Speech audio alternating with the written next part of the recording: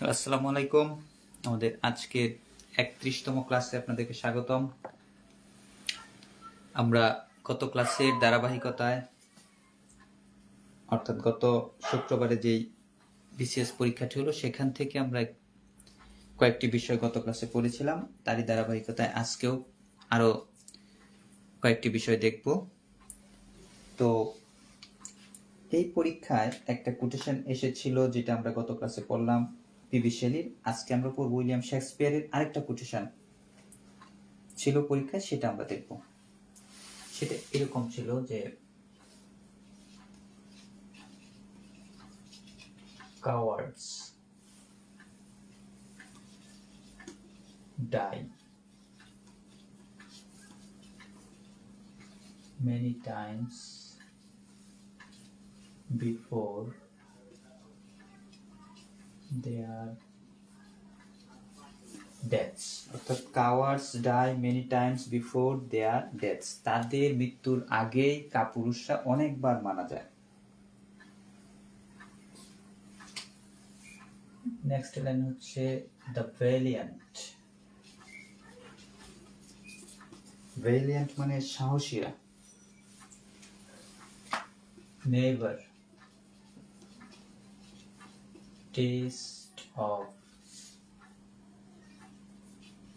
death but once, অর্থাৎ সাহসীরা একবারই,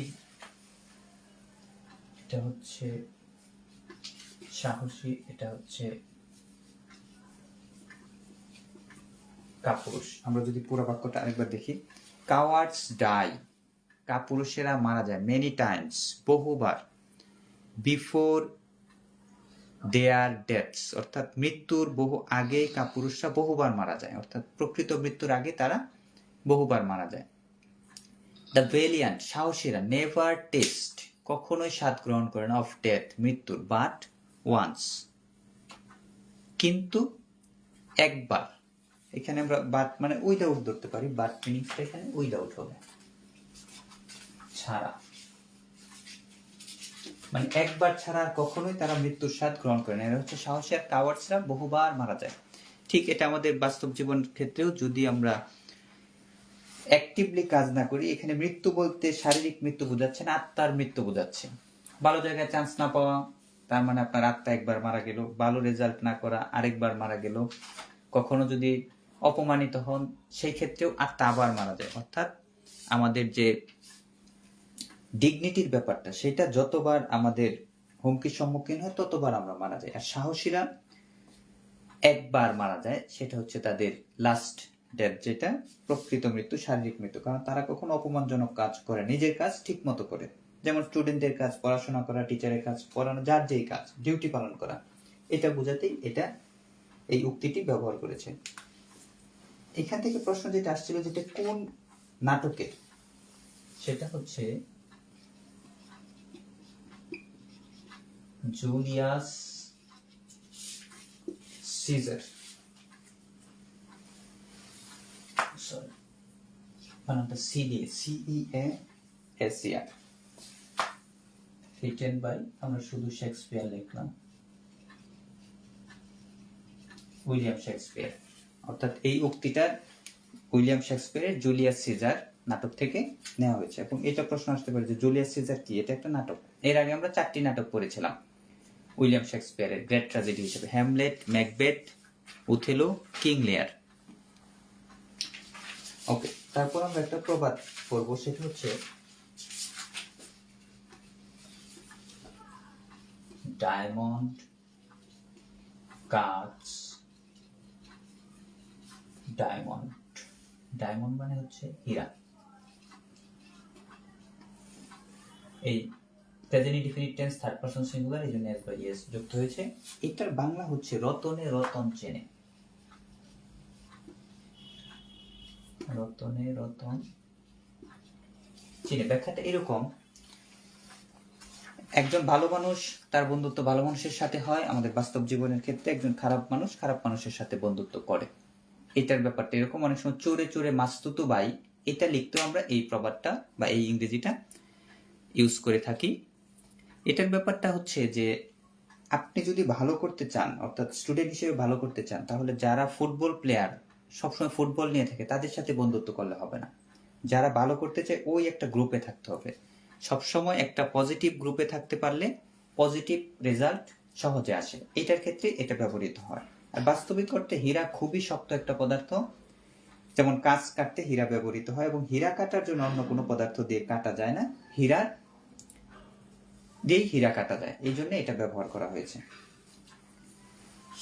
ওকে, এখন আমরা একটু গ্রামারে প্রবেশ করি।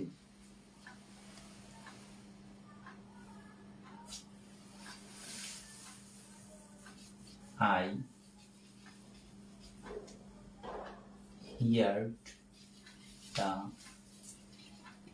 baby for food. I heard the baby dash for food. শূন্যস্থানে হবে, আমরা অপশনগুলি দেই। cry, crying, cried. D number 2 cry. এখন আমরা একটু দেখি। I heard, আমি শুনেছিলাম, past form, past indefinite tense, যেহেতু এটা verb 2। আমাদের এখন সেন্টেন্স ক্লিয়ারলি বুঝতে হবে। I hear the baby dash for food, অর্থাৎ খাদ্যের জন্য শিশু কান্না করছিল, এই ব্যাপারটা আমরা প্রকাশ করব। এখন আমরা অপশন দেখব কি কি হতে পারে। To cry, cried, crying, Cry. এক্ষেত্রে নর্মালি অন্য ওয়ার্ড হলে, যেহেতু বার্ব তার জায়গা, এটা হচ্ছে বার্বের জায়গা, এখানে যেহেতু বার্ব নাই, যেহেতু বাচ্চাটার কান্নার অবস্থাটা বোঝাচ্ছে, সে ক্রাইং হওয়ার কথা নর্মাল সেন্সে। আমরা বলেছিলাম বার্ব তার জায়গায় না থাকলে বার্ব প্লাস আইএনজি, বার্ব 3 অথবা 2 প্লাস বার্ব হবে। যেহেতু অবস্থাটা তখন চলতেছে কান্নার কাজটা, সেহেতু ক্রাইং হওয়ার কথা। তবে এই ক্ষেত্রে ব্যতিক্রম হচ্ছে, যদি হিয়ার্ড শব্দটা থাকে সেই ক্ষেত্রে সবসময় বার্ব 1 হয়, অর্থাৎ এই ক্ষেত্রে আনসার হচ্ছে I heard the baby cry for food। এটা আমাদের মুখস্থ করতে হবে। এটা ব্যতিক্রম হিসেবে, নরমালি অন্য কোনো ওয়ার্ড থাকলে আমরা ক্রাইং আনসার করতাম। ঠিক একই রকম ভাবে আরেকটা প্রশ্ন আমরা দেখি। He did not let me। He did not let me, সে আমাকে কোনো কিছুতে করতে দেয়নি, সেটা হচ্ছে the গিটার, অর্থাৎ গিটারটা কিছু একটা করতে দেয়নি। আমরা একটু অপশনগুলি দেখব কি কি। Option A to play, option B play, option C playing, option D ধরলাম প্লেট,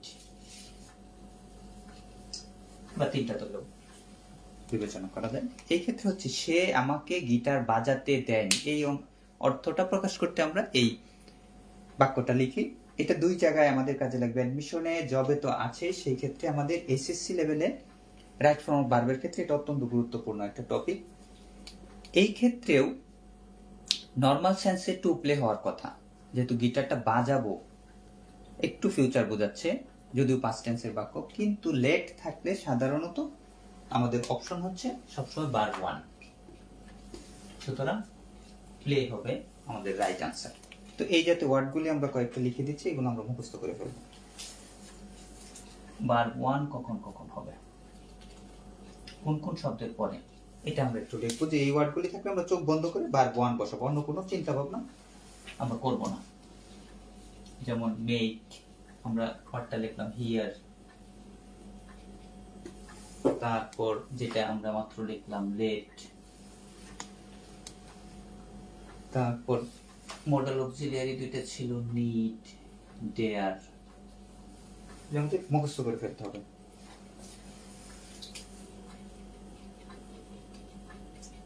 হ্যাড বেটার, উড, এই দেখ 1 2 3 4 5 6 7 7টা ওয়ার্ড আমরা মুখস্থ করে ফেলবো।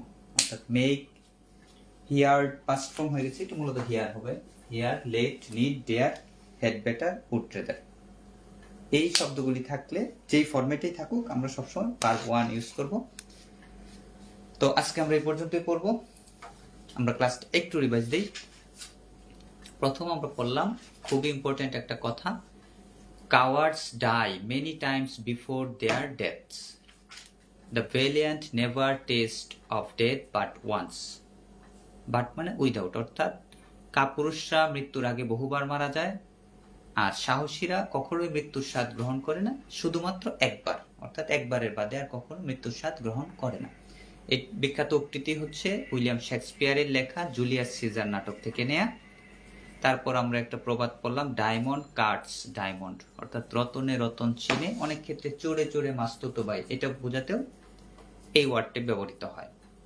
তারপর আমরা দুটি গ্রামারের রুলস পড়লাম, সেটা হচ্ছে যে I here the baby dash for food, option থেকে আমরা ক্রাইং হতে পারতো, কিন্তু যেহেতু হিয়ার রয়েছে, হিয়ারের পরে সাধারণত ভার্ব ওয়ান হয়, অর্থাৎ ক্রাই ফর ফুড হবে।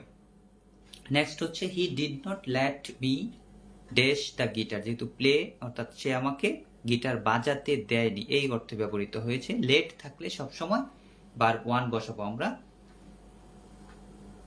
অর্থাৎ আনসার হবে he did not let me play the guitar, সে আমাকে গিটার বাজাতে দেয়নি। তারপর আমরা ওয়ার্ডগুলি লিখে দিয়েছি, এটা নোট খাতায় রাখতে হবে এবং ব্রেইনেই রাখতে হবে। খুবই ইজি, মুখস্থ করলে জাস্ট এটা দিয়ে বাক্য যদি রচনা করে আমরা লিখে রাখি তাহলে আমাদের সহজে মনে থাকবে। সেটা হচ্ছে make, here, let, need, dare, had better, would trader, এই ওয়ার্ডগুলি থাকলে সবসময় এরপরে ভার্ব ওয়ান হবে।